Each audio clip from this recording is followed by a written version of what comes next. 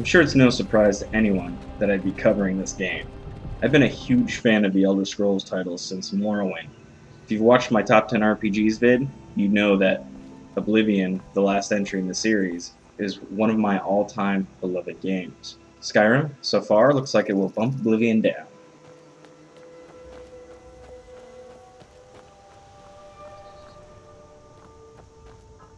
The game, for the most part, feels a lot like the last entry, simply improved greatly. Just about everything has gotten a facelift. The graphics are a lot better but run smoothly on similarly powered machines as TES4.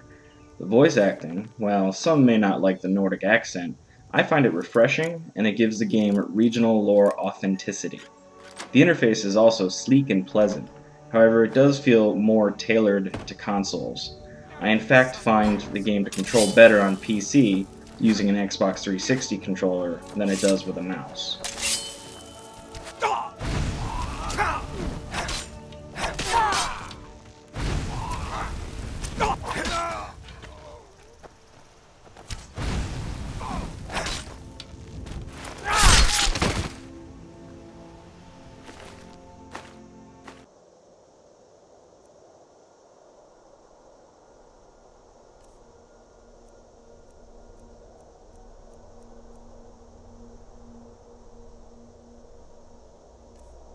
As you can see here in the character creation, face models have greatly improved.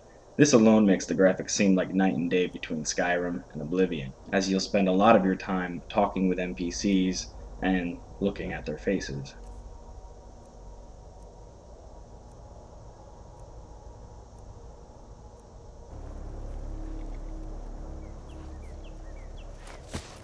My ancestors are smiling at me, Imperials.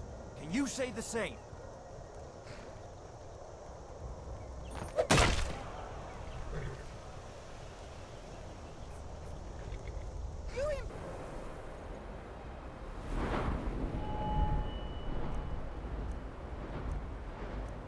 The skill system has also seen a large change. Now each skill has its own talent tree called perks. You can get one perk point each level that you can spend into whichever tree you'd like. This system has allowed skills to function in a much more dynamic way than it did in Oblivion. Also, it allowed them to add new systems such as crafting in the form of blacksmithing and cooking. Alchemy and enchanting also make a return.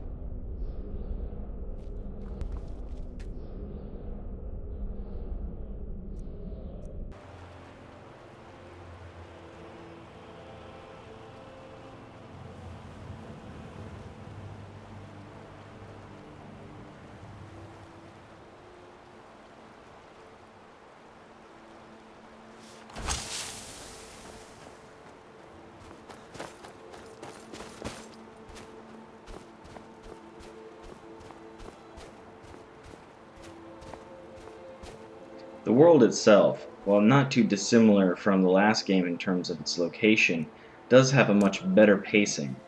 The game doesn't have such a wimpy easy mode scaling system like Oblivion did.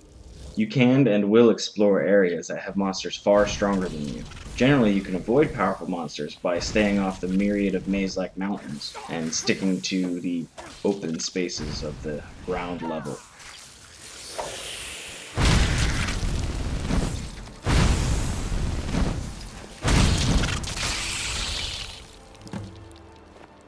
Killed you, Dad.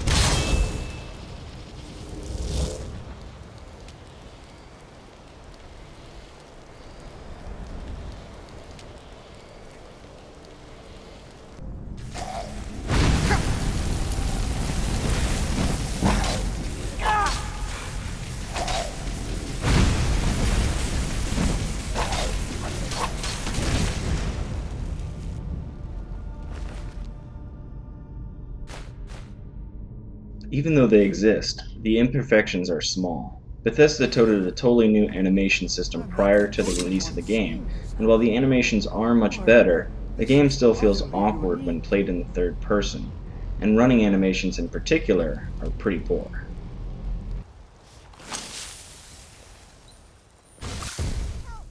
The beautiful thing about Skyrim and other TES games is that it will give you what you put into it. You can blow through the main quest and have a blast, or you can really get into the plethora of lore and backstory by completing every quest and reading through the hundreds of in-game books if you desire. In other words, To the blood this game can range anywhere nice and from easy. 10 hours, maybe 15 hours, to hundreds of hours. To give you an idea, when I played Oblivion, I probably put about 400 hours into it in total. Lastly, dragons. Enough said. What in oblivion is that?